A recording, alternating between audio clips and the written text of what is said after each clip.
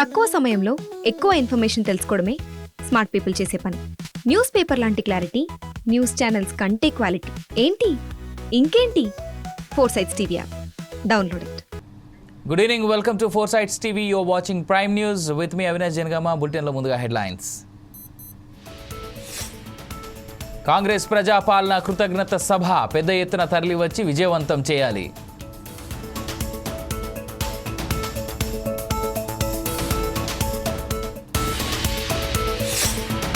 ప్రత్యేక దివ్యాంగ వైద్య శిబిరం, అనారోగ్య సమస్యలు పరిష్కరించాలని జిల్లా కలెక్టర్ ఆదేశం.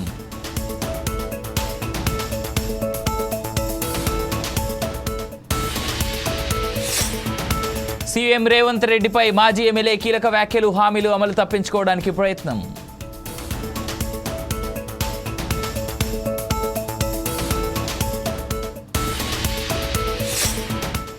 ఏపీకి తుఫాను గండం, జిల్లాల్లో భారీ వర్షాలు.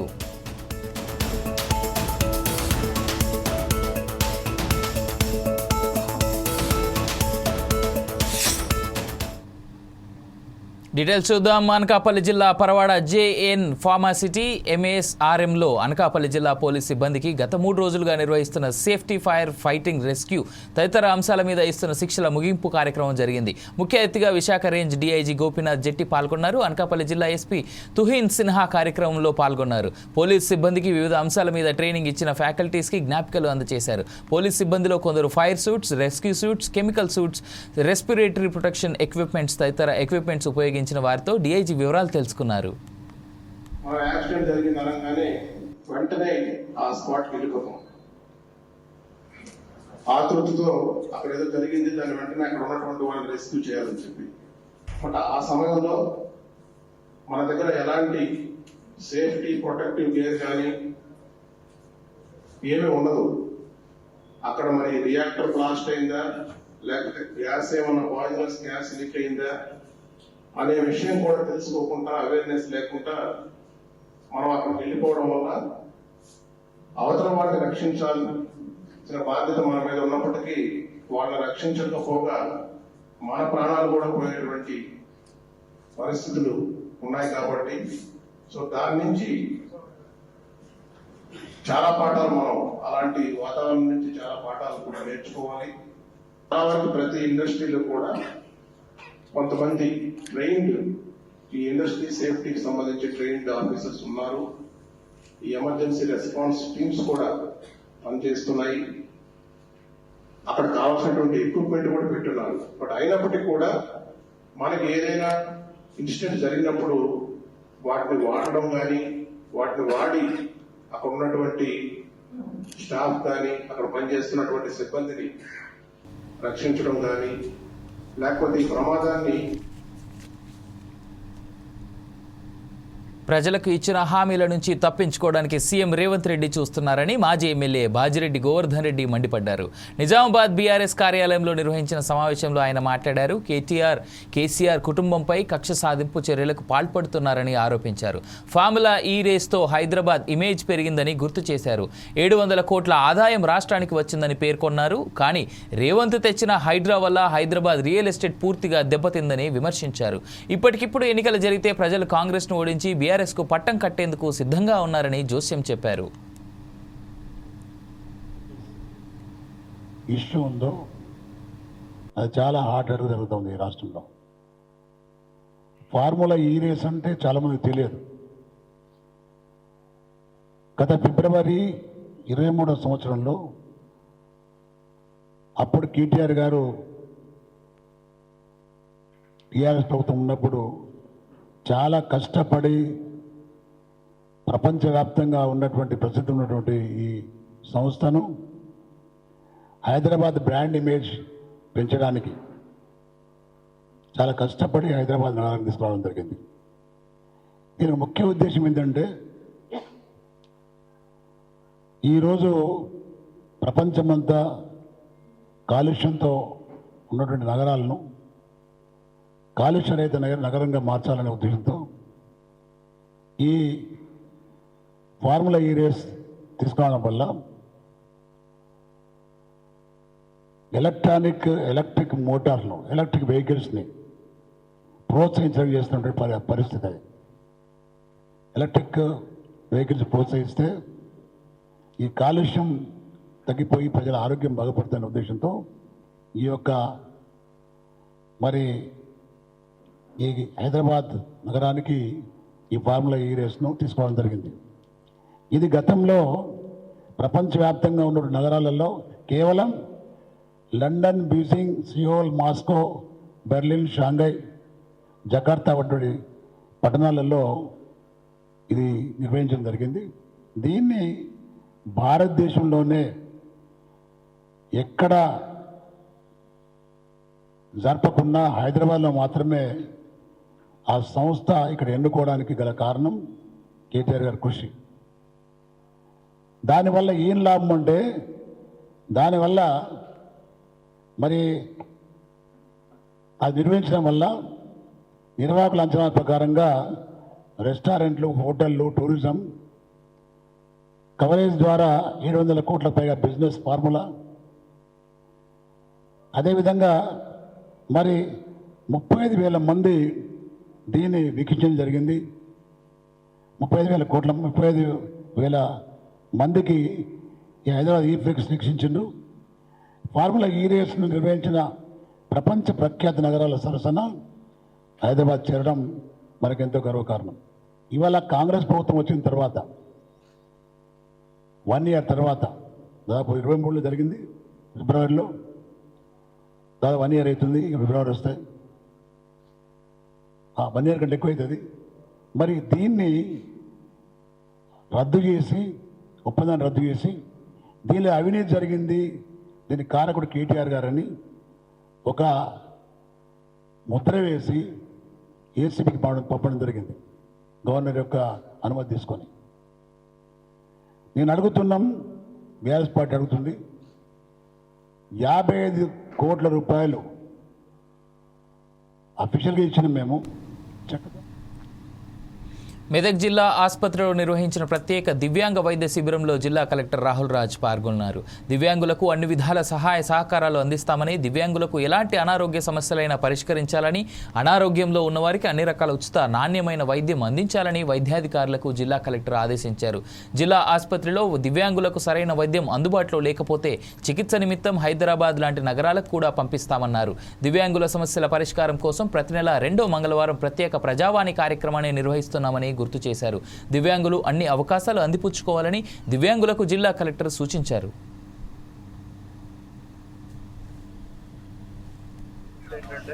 ఎస్పెషల్లీ దివ్యాంగులు ఎవరైతే ఉంటారో సో వాళ్ళందరితో కలిసి వాళ్ళు గ్రీవెన్స్ చేయడంలో వాళ్ళకు కూడా కొద్దిగా ఇబ్బంది అవుతుంది అనేసి సో ఈ ప్రపంచ దివ్యాంగుల దినోత్సవం రోజు మాకు సపరేట్గా ప్రజావాణి కార్యక్రమం నిర్వహిస్తే బాగుంటుంది అనేసి వాళ్ళు ఎక్స్ప్రెస్ చేయడం జరిగింది. సో మరి వాళ్ళ కోరిక మేరకు మనం ప్రతి మంత్ 2nd Tuesday, సో ప్రతి నెలలో 2వ మంగళవారం రోజు మనము ఇది పెట్టడం జరుగుతుంది, స్పెషల్ ప్రజావాణి. సో లాస్ట్ ట్యూస్డే రోజు మనము స్పెషల్ ప్రజావాణి పెడితే సో అందులో మేము అబ్జర్వ్ చేసింది ఏంటంటే సో చాలా మంది, ఒక సగం మంది కూడా వాళ్ళకి కొన్ని అలైన్మెంట్స్ ఎట్లా ఉన్నాయంటే వాళ్ళ కండిషన్స్ ఎట్లా ఉంటే కొన్ని ట్రీటబుల్ కండిషన్స్ ఉన్నాయి. అంటే కొన్ని చెవులకు సంబంధించి కానివ్వండి, ఈఎన్టీకి సంబంధించి కానివ్వండి, ఆర్థోకి సంబంధించి కానివ్వండి, సో ఐస్కి సంబంధించి కానివ్వండి, సో ట్రీటబుల్ కండిషన్స్ ఉన్నాయి. కూడా ఒకసారి చెక్ చేయడం జరిగింది. సో కొన్ని ఏంటంటే మనకి గాంధీ లేకపోతే ఇతర నీమ్స్ అటువంటి వాటికి కూడా రిఫర్ చేస్తున్నారు ఇప్పుడు డాక్టర్స్. సో అటువంటి కేసెస్ అంతా కూడా మేము నోట్ చేసుకోవడం జరుగుతూ ఉంది. సో వాళ్ళంతా వాళ్ళు వెళ్ళి అక్కడ ట్రీట్మెంట్ చేసుకోవాలంటే వాళ్ళకి కొద్దిగా కష్టం అవుతుంది. కాబట్టి మరి ప్రభుత్వం తరఫుననే ఇక్కడ నుంచి వాళ్ళ ట్రీట్మెంట్కి ఇక్కడ మన వెహికల్స్లలో పంపించి వాళ్ళకి అక్కడ ట్రీట్మెంట్ చేసే విధంగా ఏమైనా ట్రీట్మెంట్స్ మనం స్పెషలిస్ట్ని పిలుచుకొని ఇక్కడనే స్టార్ట్ చేయాలనుకుంటే కూడా అది కూడా ఇప్పుడు అన్ని కేస్ బై కేసు ఇక్కడ ఉన్న డాక్టర్స్ అందరూ కూడా డిస్కస్ చేసి సో ఎక్కడైతే మనకి ఇక్కడనే స్పెషలిస్ట్ని పిలిపించి ఇక్కడనే కొన్ని ఫిజియోథెరపీ కేసెస్ ఉన్నాయి, సో అవి ఇక్కడనే ఫిజియోథెరపీ చేస్తే ఇక్కడనే నయం అయ్యే ఛాన్సెస్ ఉంటాయి. నయం అంటే మొత్తం నయం కాదు, కానీ ఇప్పుడున్న కండిషన్ కంటే కొద్దిగా బెటర్ కండిషన్ అయ్యే ఛాన్సెస్ ఉంటాయి. సో దాని గురించి మనం ప్రయత్నం చేస్తూ ఉన్నాం. సో అటువంటి ఏమైనా ఉంటే కూడా ఇప్పుడు అన్నీ కూడా మ్యాక్సిమం స్పెషలిస్ట్లను ఇక్కడనే పిలిపించి వాళ్ళకి ట్రీట్మెంట్ అనేది కొద్దిగా స్టార్ట్ చేయడం జరుగుతుంది. సో కొన్ని పర్మనెంట్ డిజబిలిటీస్ ఉన్నాయి. పర్మనెంట్ డిజబిలిటీస్ అంటే ఇంకా వాళ్ళకి ఏం కూడా ట్రీట్మెంట్ చేసినా పనికిరావు. అట్లాంటివి ఏమైనా ఉంటే వాళ్ళ కండిషన్ ఇంకా కొద్దిగా బెటర్ ఎట్లా చేయగలుగుతాం అన్నది కూడా అది కూడా మేము డిస్కస్ చేస్తూ ఉన్నాం. సపోజ్ ఇప్పుడు ఒక పర్సన్ చూసిన ఆయనకి కాలు మొత్తం కూడా కట్ అయిపోయి ఉంది. సో ఇప్పుడు ఆయనకి ఏమైనా ట్రీట్మెంట్ ఏం చేయలేము, బట్ ఆర్టిఫిషియల్ లింబ్ ఏమైనా మనం ప్రొవైడ్ చేయాలి.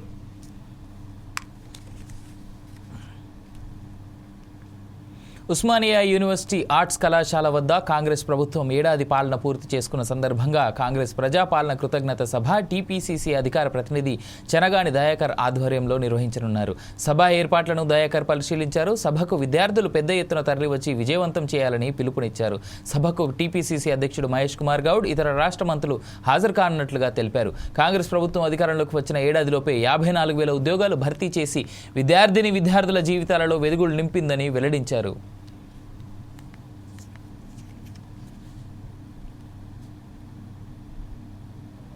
పూర్తవుతున్నటువంటి సందర్భంగా మొదటగా నిరుద్యోగులకు 54,000 ఉద్యోగాలు ఒక ఏడాదిలోనే కల్పించి నిరుద్యోగుల జీవితాల్లో వెలుగులు నింపినటువంటి ఈ ప్రజాపాలనకు కాంగ్రెస్ ప్రభుత్వానికి ఒక ధన్యవాదాల సభగా, ఒక కృతజ్ఞత సభగా, ఒక థ్యాంక్ఫుల్ సభగా, ఒక విజయోత్సవ సభగా దీన్ని ఒకటి ఏర్పాటు చేసి ఉస్మానియా యూనివర్సిటీ కేంద్రం నుంచి వేలాది మంది నిరుద్యోగులతోని ఈ ప్రభుత్వానికి జేజేలు పలకడానికి రేపు 21న సాయంత్రం 5 గంటలకు బహిరంగ సభను ఏర్పాటు చేయబోతా ఉన్నాం.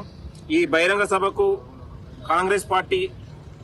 కాంగ్రెస్ రాష్ట్ర అధ్యక్షులు పిసిసి చీఫ్ మహేష్ కుమార్ గౌడ్ గారు, మంత్రులు, ఎమ్మెల్యేలు, ఎమ్మెల్సీలు, కార్పొరేషన్ చైర్మన్లు అందరూ కూడా పెద్ద ఎత్తున హాజరు కాబోతా ఉన్నారు. కాబట్టి ఈ యొక్క సభను కూడా అందరూ జయప్రదం చేయాలని కూడా కోరుతా ఉన్నాం. కాబట్టి ఈ సభలో కళాకారులు, అందరూ మేధావులు, ఇంకా ఉన్నటువంటి అనేక మంది వివిధ ఉన్నటువంటి నిపుణులు కూడా ఈ యొక్క బహిరంగ సభలో పాల్గొని మాట్లాడతారు. ఈ వచ్చే 4 ఏళ్లలో కూడా మన ప్రభుత్వం నిరుద్యోగుల కోసం, రైతుల కోసం, అనేక ఉన్నటువంటి సంక్షేమ పథకాల కోసం అభివృద్ధి చేయడానికి సిద్ధంగా ఉంది. గత 10 ఏళ్లలో మొత్తం కూడా తెలంగాణ వ్యవస్థ, ఆర్థిక వ్యవస్థ, తెలంగాణ మొత్తం కూడా లూటీ చేయబడి కేసీఆర్ పాలనలో ఆగమైనటువంటి తెలంగాణను పునర్నిర్మాణం వైపు మళ్ళీ నడిపించడానికి ఈ యొక్క ప్రజాపాలన రాష్ట్ర ముఖ్యమంత్రి రేవంత్ రెడ్డి గారు ప్రయత్నం చేస్తా ఉన్నారు. కాబట్టి ఈ యొక్క సభ ఈ ప్రభుత్వానికి మంచి ఒక మెసేజ్ ఇవ్వడానికి నాంది పలకాలను కూడా యూనివర్సిటీ తెలంగాణలో ఉన్నటువంటి నిరుద్యోగ లోకానికి కోరుతా ఉన్నాం. ఇది నిరుద్యోగుల పక్షపాతి, నిరుద్యోగ నిర్మూలన కోసం ఈ ప్రభుత్వం కృషి చేస్తా ఉంది.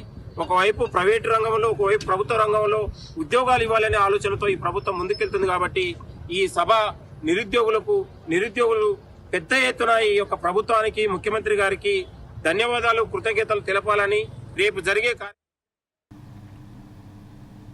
సూర్యాపేట జిల్లా తుంగతుర్తి మండల కేంద్రంలోని సిడిపిఓ కార్యాలయంలో అంగన్వాడీ టీచర్ల సంఘం ఆధ్వర్యంలో మండల సూపర్వైజర్ తమకు వద్దంటూ సిడిపిఓ శ్రీజకు వినతి పత్రం అందజేశారు. తమ విధులకు ఆటంకం కలిగిస్తూ తమ పట్ల అసభ్యంగా ప్రవర్తిస్తోందని అంగన్వాడీ టీచర్లు తెలిపారు. నెల జీతంలో సైతం కోతలు విధిస్తూ క్షోభకు గురి చేస్తోందని ఆవేదన వ్యక్తం చేశారు. సూపర్వైజర్ను ఈ మండలం నుంచి తొలగించి వేరే మండలంలో కొనసాగించాలని విజ్ఞప్తి చేశారు.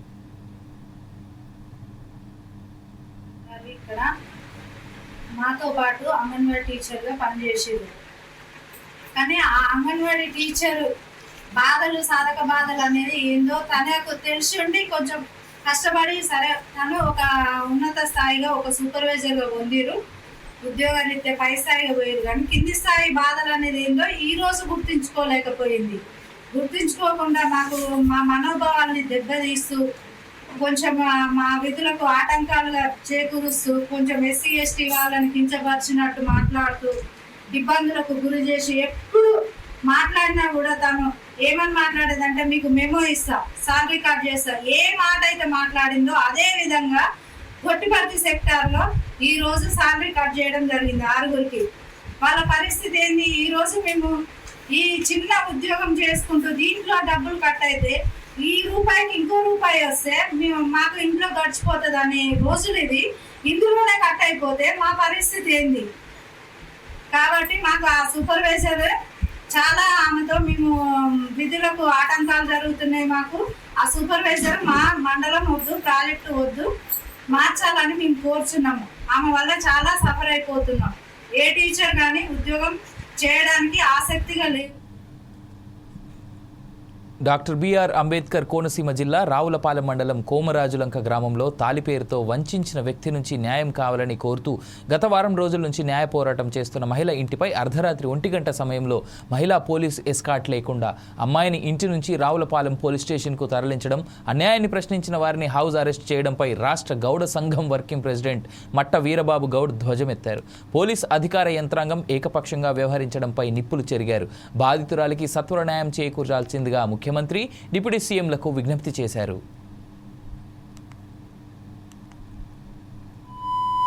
జరిగిన అన్యాయం రావులపాలెం మండలం కోమరాజులంక గ్రామంలో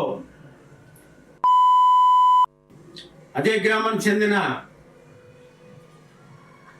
గండ్రో హరికృష్ణ ప్రేమించి పెళ్లి చేసుకుని ఇంటికి తీసుకెళ్లిన తర్వాత వారి తల్లిదండ్రులు తాళి తెంపి బయటికి గెంటడం, కొట్టడం జరిగిన తర్వాత ఆమె ఎవరితో మొరపెట్టుకున్నా ఎవరో న్యాయం చేయకపోతే మరి రాష్ట్ర గౌడ సంఘంలో ఉన్న మమ్మల్ని బీసీ సంఘాలు, మహిళా సంఘాలను ఆశ్రయిస్తే మరి గత 5 రోజులుగా నిరసన దీక్షలు చేస్తూ ఉంటే సిఏ గారు మరి పిలిచి మీరు కూర్చొని మాట్లాడుకుందామంటే రాత్రి చర్చలన్నీ కూడా విఫలమైన తర్వాత అర్ధరాత్రి 1 గంటలకు మరి కోమరాజులంకలో వారి ఇంటి దగ్గర ఈ అమ్మాయిని ఒక దాడి చేసే ప్రయత్నం జరిగింది. మరి ఏదన్నా ఉంటే పగలు చేయాలి కానీ అర్ధరాత్రి ఈ పోలీసు యంత్రాంగం కానీ లేకపోతే ఆ లోకల్ గా ఉన్న ఆ కాపు యువత కానీ పెద్ద ఎత్తున వెళ్ళి ఆ ఇంటి మీద దాడి చేసే ప్రయత్నం జరగబోయింది. అప్పుడు రాత్రి 1 గంటకు నెంబర్ 100కి ఫోన్ చేసి మరి రక్షణ కల్పించుకుంటే తెల్లవారుజామున తాళాలు బద్దలు కొట్టి ఈ అమ్మాయిని తీసుకెళ్ళటం, దీక్షని భగ్నం చేశారు. మరి వీరికి ఇంత ధైర్యం ఎక్కడ వచ్చిందంటే స్థానిక శాసనసభ్యులు బండారు సత్యానందరావు గారి అండ చూసుకుని, అలాగే డిప్యూటీ సీఎం పవన్ కళ్యాణ్ గారి అండ చూసుకుని మా కూటమి ప్రభుత్వం వచ్చింది, మేమేం చేసినా చెల్లుబాటు అవుద్దని ధోరణితో ఇవాళ బీసీ భద్రాచలంలో ముక్కోటి ఏకాదశి పనులు ప్రారంభమయ్యాయి. శ్రీరామనవమితో పాటు ఈ వేడుకలు కూడా ప్రధాన ఉత్సవాలుగా భావిస్తారు. సుమారు 1,60,00,000 రూపాయల వ్యయంతో భక్తుల కోసం ముక్కోటి ఏకాదశి ఏర్పాట్లు చేస్తున్నారు. ఈ నెల 31 నుంచి అధ్యయనోత్సవాలు ప్రారంభం కానుండగా జనవరి 9 వరకు పగటిపూట జరిగే పగల్పత్తు సేవలు జరుపుతారు. జనవరి 10 నుంచి 20 వరకు రాత్రిపూట జరిగే రాపత్తు సేవలు, 21 నుంచి 23 వరకు విలాసోత్సవాలు నిర్వహించనున్నారు. భద్రాచలం దేవస్థానంలో మాత్రమే ప్రత్యేకంగా జరిగే విశ్వరూప సేవ జనవరి 26న నిర్వహించనున్నారు. కలెక్టర్ జితేష్ వి పాటిల్ సమక్షంలో సమావేశం నిర్వహించి ఏర్పాట్లపై అధికారులకు దిశానిర్దేశం చేశారు. ముక్కోటి ఉత్సవాల నేపథ్యంలో ఈ నెల 31 నుంచి జనవరి 10 వరకు బేడా మండపంలో స్వామివారి నిత్య కళ్యాణాలు రద్దు చేయనున్నారు. తెప్పోత్సవం రోజున గోదావరిలో విహరించే హంసవాహనం అలంకరణ పనులు, ట్రయల్ రన్లను పూర్తి చేయాల్సి ఉంది.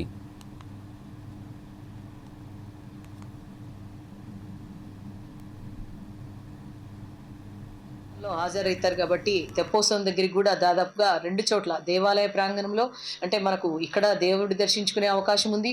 అలాగే సాయంత్రం 4 గంటల నుంచి స్వామివారి బయలుదేరి తెప్పోత్సవం జరుపుకోవడానికి వెళ్తారు. అక్కడ కూడా భక్తులు పెద్ద ఎత్తున వస్తున్నారు. ఈసారి చాలా ఘనంగా అక్కడికి వచ్చే భక్తులందరూ కూడా స్వామివారి తెప్పోత్సవాన్ని తిలకిస్తూ అలాగే అక్కడ సాంస్కృతిక కార్యక్రమాలను కూడా ఏర్పాటు చేయాలని చెప్పేసి జిల్లా కలెక్టర్ గారు నిర్ణయం తీసుకోవడం జరిగింది.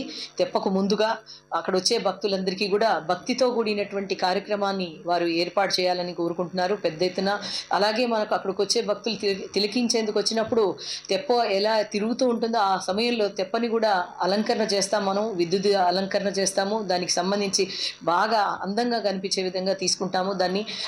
దాంతోపాటు ఆ తెప్ప తిరిగే సమయంలో మనం బాణాసంచని కూడా పెద్ద ఎత్తున దాదాపుగా 6 లక్షల వర్త్ వరకు మనం ప్రతి సంవత్సరం ఖర్చు పెడుతున్నాము. వైకుంఠ ఏకాదశి అనగానే ముక్కోటి ద్వార దర్శనానికి పెద్ద ఎత్తున భక్తులు వస్తారు కాబట్టి దానికి సంబంధించినటువంటి ఏర్పాట్లన్నీ కూడా వైకుంఠ ద్వార దర్శనం అంటే మనకు మిథిలా స్టేడియం దగ్గర ఏదైతే వైకుంఠ ద్వార దర్శనం ఉందో అక్కడ మనం అన్ని ఏర్పాట్లు పూర్తి చేసుకుంటున్నాం. దానికి సంబంధించిన సెక్టార్ టికెట్స్ ని కూడా ఆల్రెడీ కలెక్టర్ గారి మీటింగ్ టైంకి ముద్రించడం జరిగింది. దాన్ని ఆన్లైన్లో కూడా పెట్టడం జరిగింది. దాన్ని 75% ఉంటే మేము వాటిని దాంట్లో 50% ఆన్లైన్లో పెట్టాం. 25% సబ్ కలెక్టర్ గారు ఆఫీస్ దగ్గర కానీ మన సిఆర్ఓ ఆఫీస్ దగ్గర కానీ అందుబాటులో ఉంచుతున్నాము. అలాగే వచ్చే భక్తులందరూ కూడా ఇక్కడికి వచ్చి దర్శనం చేసుకోగానే మహాప్రసాదం మహాప్రసాదాన్ని కోరుకుంటారు. వారికి పెద్ద ఎత్తున మహాప్రసాదం అంటే భోజన ఏర్పాట్లు కూడా మనకి ఇక్కడ అన్నదానంలో ఉన్న స్థలంలోనే వారికి ఎంతమందికైనా, అలాగే ఊర్లో కూడా చాలా మంది అరేంజ్ చేసినప్పటికీ మన దేవస్థానం తరఫున ప్రత్యేకమైనటువంటి ఏర్పాట్లు చేస్తున్నాము. భక్తులు కోరినటువంటి చోటుకి వెళ్ళి వారు కోరినటువంటి ఉపచారాలు స్వీకరించడం అనేటువంటిది చాలా దాన్ని సౌలభ్యంగా ఆ భక్తులకు రాముడు అనుగ్రహంగా దీన్ని భావిస్తారు. ఆ విధంగా భక్తులు కోరినటువంటి చోటికి వెళ్ళేటువంటి పద్ధతిలోనే ఈ రాపత్తుత్సవాలు జరుగుతాయి. మొదటి రోజున డిఎస్పి బంగళ పోలీసు వారు చేసేటువంటి ఉత్సవం, ఆ తర్వాత అంబాసత్రం వారు, ఇలాగా వార్షికంగానే వారు శాశ్వతంగా వాళ్ళు కట్టి ఎంతకాలం నుండో అది ఆర్జితంగా ఆ సేవలను జరుపుకుంటున్నారు. ఇలాగ పూర్ణిమ నాడు చేసేటువంటి గోవిందరాజస్వామి మండపంలో చేసేటువంటి ఉత్సవం, అది బోనాల వారు కట్టినటువంటి ఉత్సవం. ఇలాగ వారు శాశ్వతంగా నిజామాబాద్ జిల్లా కాంగ్రెస్ కమిటీ అధ్యక్షుడు, రాష్ట్ర సహకార union limited chairman Manala Mohan Reddy సమావేశం నిర్వహించారు. ఫార్ములా ఈ రేస్ కారు విషయంలో భాగంగా గవర్నర్ ఆమోదం తెలపడంతో A1గా ఉన్న కేటీఆర్పై ఎఫ్ఐఆర్ నమోదు చేశారన్నారు. బీఆర్ఎస్ పార్టీ నాయకులు, కార్యకర్తలు, కేసీఆర్ కుటుంబ అనుచరులు ఆందోళన పడుతూ రేవంత్ రెడ్డిపై దుష్ప్రచారాన్ని పాల్పడుతున్నారని ఆయన అన్నారు. ఫార్ములా ఈ రేస్ ద్వారా అక్కడ ఉన్న ప్రజలు ఎంత ఇబ్బంది పడ్డారో రాష్ట్రమంతా చూశారని, ఫార్ములా ఈ రేస్లో భాగంగా కేటీఆర్ 55 కోట్ల అవినీతి చేశాడని పేర్కొన్నారు. రోజులుగా జరుగుతున్నటువంటి కేసీఆర్ కుమారుడు కేటీఆర్ యొక్క అవినీతి భాగవతంపై గవర్నర్ ఆమోదం తెలపడంతో నిన్న ఎఫ్ఐఆర్ బుక్ అయింది. ఎఫ్ఐఆర్ బుక్ అయిన క్షణం నుండి టీఆర్ఎస్ నాయకులు, ముఖ్యంగా ఆ కుటుంబానికి సంబంధించినటువంటి వత్తాసు పలికే తాబేదారులు, ఆ కుటుంబ సభ్యులంతా కూడా హైరాణ పడుతూ రేవంత్ రెడ్డి పైన దుష్ప్రచారం చేయడానికి పూనుకున్నారు. రేవంత్ రెడ్డి పైన పూనుకోవడం అంటే కాంగ్రెస్ పార్టీని అప్రతిష్ట పాలు చేయాలనేది వాళ్ళ ఉద్దేశం. కానీ దానికి సంబంధించిన కొన్ని విషయాలను ప్రపంచానికి తెలిసే విధంగా, ఎందుకంటే కేటీఆర్, హరీష్ రావు గత సంవత్సర కాలంలో అబద్ధాన్ని నిజం చేయాలని ఒక కార్యక్రమాన్ని ముందట పెట్టుకొని ప్రభుత్వంపై బురద చల్లే కార్యక్రమాన్ని తీసుకెళ్తారు. వాటన్నిటినీ చిత్తశుద్ధితో ఈ రాష్ట్ర ప్రభుత్వ మంత్రులు కానీ, ముఖ్యమంత్రి గారు కానీ ఎప్పటికప్పుడు ప్రజలకు వివరించడంతో రోజు రోజుకు ఇబ్బందులు పడుతున్నట్టు పరిస్థితిని మీరు చూస్తారు. నిన్న కొన్ని చాలా సోషల్ మీడియాలో వచ్చింది, కేటీఆర్ నన్ను అరెస్ట్ చేస్తే ప్రళయం సృష్టించాలా, అది చేయాలా, ఇది చేయాలా, మీ అందరు ఇల్లు కాల పెట్టుకోవాలా, ఆలయాల కన్నా కార్యకర్తలు చెప్పినట్టు వినబడ్డది. టీఆర్ఎస్ కార్యకర్తలు చెప్తున్నాము, మీ ఇల్లు కాలిపోతే మీరే నష్టపోతారు, మీరు కేటీఆర్ మాటని ఇల్లు కాలగొట్టుకోకూరని ఈ సందర్భం విజ్ఞప్తి చేస్తున్నాం. కాబట్టి ఇందులో ప్రధానంగా కొన్ని విషయాలు ఏంటంటే, ఈ ఫార్ములా ఈ రేసు వివరాలకు సంబంధించి కొన్ని విషయాలు మేము చెప్పదలుచుకున్నాం. వీటిని కాదనుకుంటే ఈ జిల్లా టీఆర్ఎస్ అధ్యక్షుడిని చెప్పుకునే జీవన్ రెడ్డి కానీ, ఈ రాష్ట్రానికి మాజీ మంత్రి అయినటువంటి ప్రశాంత్ రెడ్డి గారు కానీ మీరు చర్చకు రమ్మంటున్నాం. ఇంకా అసలు దీంట్లో కూడా చెప్తున్నాం, మేము సాక్ష్యాలతో సహా చెప్తున్నాం. ఇందులో సీజన్ 9 ఈ ఫార్ములా రేసులో, అదే వరుసలో ఫార్ములా 10 నిర్వహణకు ప్రభుత్వం చేసుకున్న అడ్డగోలు ఒప్పందం. పశ్చిమ నైరుతి బంగాళాఖాతంలో తీవ్ర అల్పపీడనం కొనసాగుతోంది. రానున్న 12 గంటల్లో ఉత్తరం వైపు కదులుతూ పశ్చిమ మధ్య బంగాళాఖాతంలో వాయుగుండంగా బలపడే అవకాశం ఉందని విశాఖ వాతావరణ కేంద్ర అధికారులు తెలిపారు. దీని ప్రభావంతో ఉత్తర కోస్తా జిల్లాల్లో భారీ వర్షాలు పడతాయని తెలియజేశారు. కాకినాడ, అల్లూరి, అనకాపల్లి, విశాఖ పలు జిల్లాల్లో భారీ వర్షాలు కురిసే అవకాశం ఉందని చెప్పారు. తీరం వెంబడి గంటకు 40 నుంచి 50 కిలోమీటర్లు, గరిష్టంగా 60 కిలోమీటర్ల వేగంతో గాలులు వీచే అవకాశం ఉందన్నారు. రానున్న 2 రోజుల పాటు మత్స్యకారులు చేపల వేటకు వెళ్లొద్దని కేంద్ర డైరెక్టర్ శ్రీనివాస్ హెచ్చరికలు జారీ చేశారు.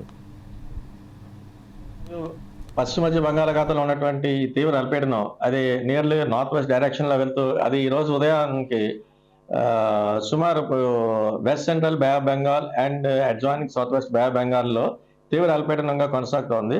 అది నెక్స్ట్ కమింగ్ 12 అవర్స్ లో నియర్లీ నార్త్ వెస్ట్ డైరెక్షన్ లో వెళ్తూ డిప్రెషన్ గా మారి west central bay of Bengal లో ఉండే అవకాశం ఉంది. ఆ తదుపరి నెక్స్ట్ 24 అవర్స్లో it is likely to move in a north easterly direction. అంటే మనకి కొంచెం పక్కకి అనమాట, కొంచెం స్లైట్గా కరెక్ట్ తీసుకోవడం అనమాట.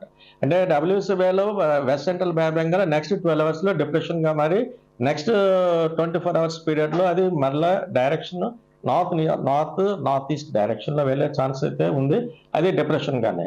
సో దీని పరిస్థితులు ఇప్పుడు ఉన్న కండిషన్స్ దృష్ట్యా మనకి ఇప్పుడు ఇటు ఉత్తరాంధ్ర దక్షిణ కోస్తాల్లో ఒక మోసం వర్షాలు అక్కడక్కడ ఉరుములతో కూడా జల్లులు, అలాగే కొన్ని ఉత్తరాంధ్ర వరకు అయితే మటుకి హెవీ రైన్స్ వచ్చే ఛాన్సెస్ అయితే ఉంది ఈ రోజు కూడాను. ముఖ్యంగా అయితే చూస్తే ఇటు కాకినాడ, యానం, నెక్స్ట్ అనకాపల్లి, విశాఖపట్నం, విజయనగరం, పార్వతీపురం, మన్యం అండ్ శ్రీకాకుళం ఈ జిల్లాలకు అయితే 1-2 చోట్ల భారీ వర్ష సూచన అయితే ఇస్తున్నాం. నెక్స్ట్ విండ్ స్పీడ్స్ కూడా గాలి తీవ్రత కూడా 40 నుంచి 50 కిలోమీటర్స్ వరకు వెళ్తుంది. అది some times it is gusting 60 kilometres. అందుచేత ఈ పరిస్థితి మొత్తం ఎంటైర్ కోస్ట్లో ఉన్నటువంటి ఇటు దక్షిణ కోస్తా, ఉత్తరాంధ్ర కోస్తా ఉన్నటువంటి మత్స్యకారులు అందరూ కూడా ఎవరికి వేట వెళ్ళదని చెప్తున్నాం. అలాగే నిన్న పోర్ట్స్. ఇవి ఇప్పటి వరకు ఉన్న అప్డేట్స్. ఫర్ మోర్ అప్డేట్స్ చూస్తూనే ఉండండి 4 Sides TV.